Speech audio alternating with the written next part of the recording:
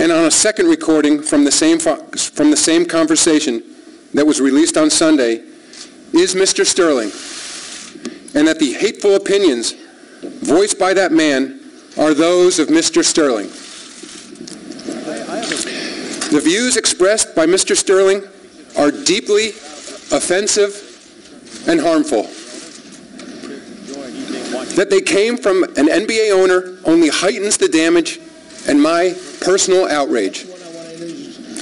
Sentiments of this kind are contrary to the principles of inclusion and respect that form the foundation of our diverse, multicultural, and multi-ethnic league. I am personally distraught that the views expressed by Mr. Sterling came from within an institution that has historically taken such a leadership role in matters of race relations and caused current and former players, coaches, fans, and partners of the NBA to question their very association with the league. To them, and pioneers of the game like Earl Lloyd, Chuck Cooper, Sweetwater Clifton, the great Bill Russell, and particularly Magic Johnson, I apologize.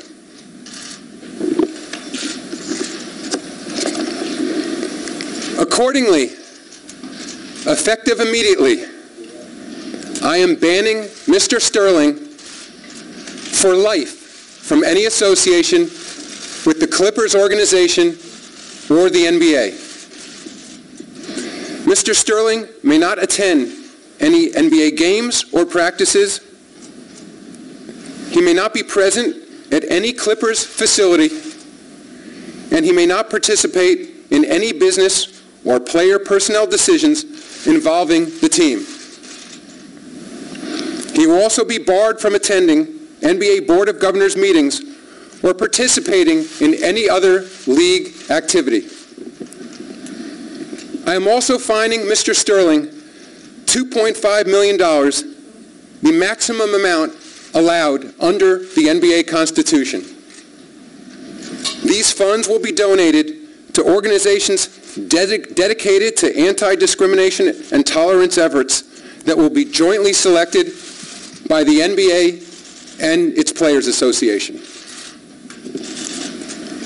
As for Mr. Sterling's ownership interest in the Clippers, I will urge the Board of Governors to exercise its authority to force a sale of the team, and will do everything in my power to ensure that that happens. This has been a painful moment for all members of the NBA family. I appreciate the support and understanding of our players during this process, and I am particularly grateful for the leadership shown by Coach Doc Rivers, Union President Chris Paul, and Mayor Kevin Johnson of Sacramento, who has been acting as the players' representative in this matter.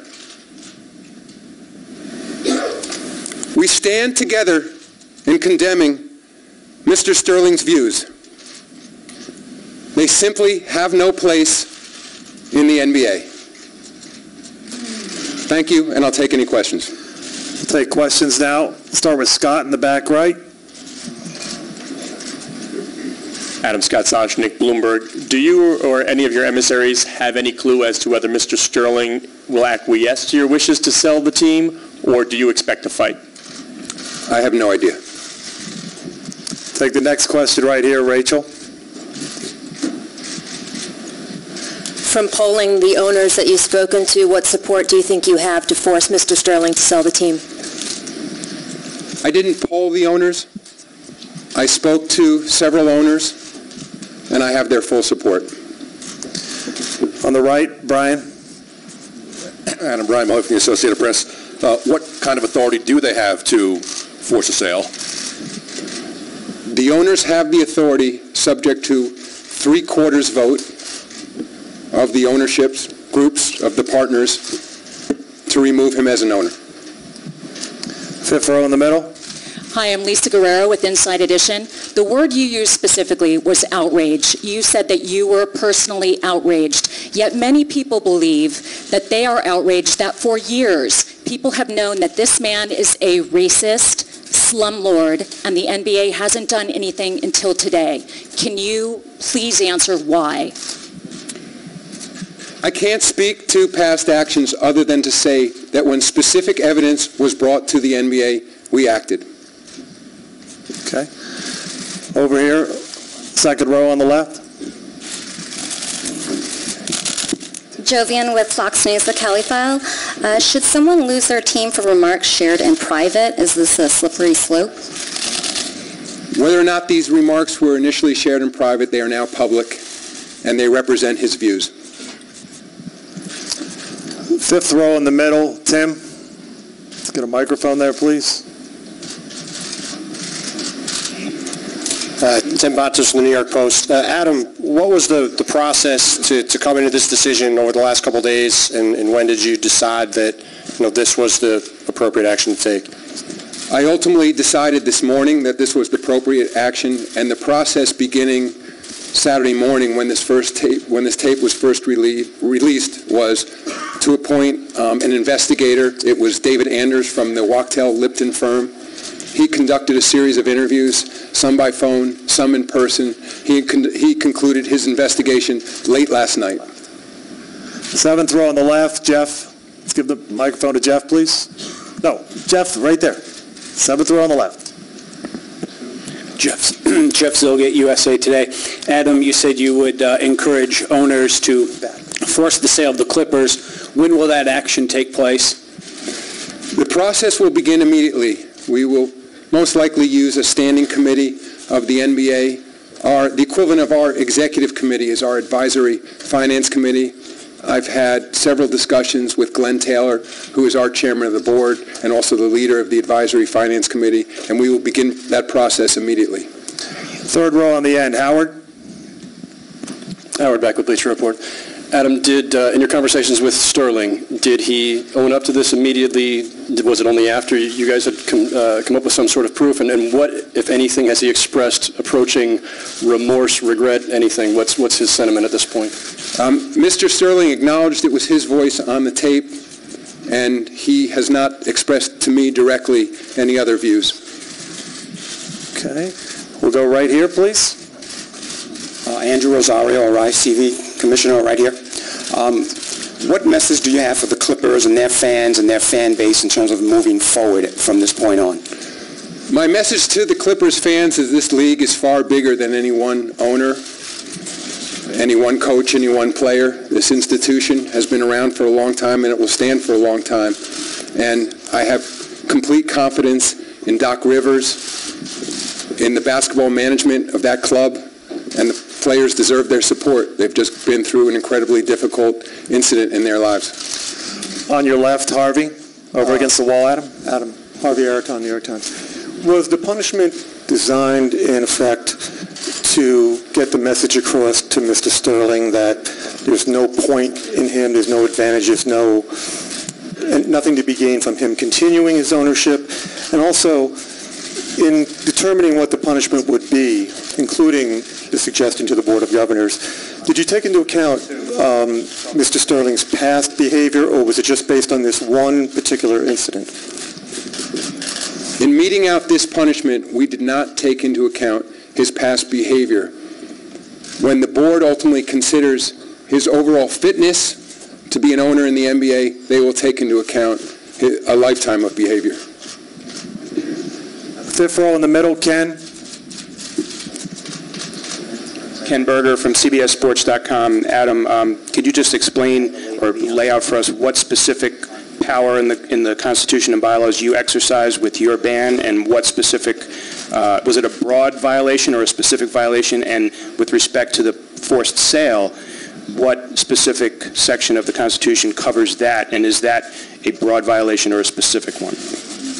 Ken, I'll let the lawyers lay out for you the specific provisions of our Constitution. Let's just leave it. We have the authority to act as I've recommended. Eighth row in the back, please. Commissioner Stephanie Stepp from Harlem Community Radio.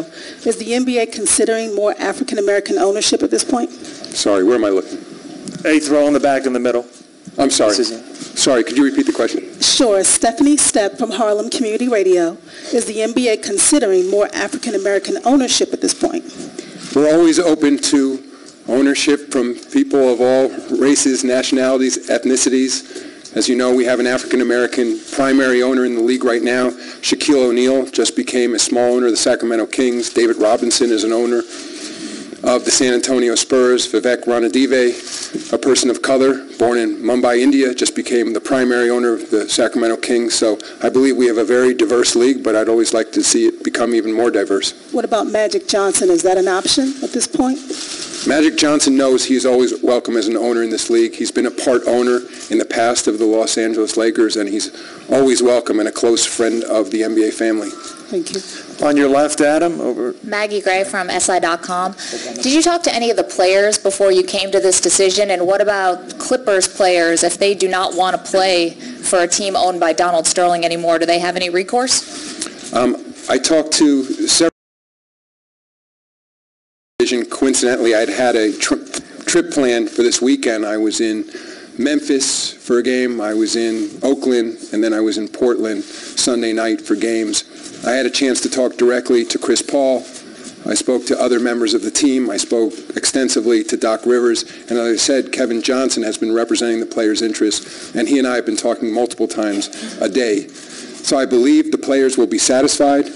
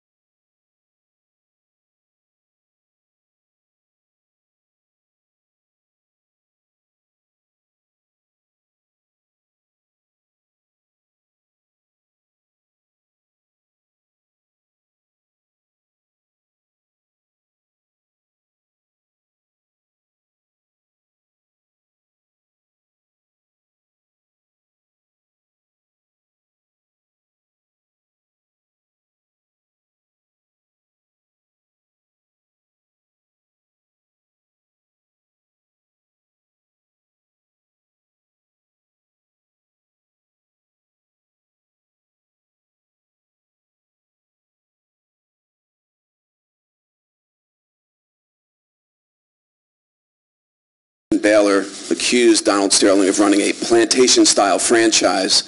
Did that not concern you, and why was that not investigated? Despite the fact he lost the case, he has a prominent standing in the league, and he said some very serious things. It concerned us greatly. We followed the litigation closely, and ultimately, Elgin Baylor did not prevail in that litigation. Second row, right on the right side here, Adam. Commissioner,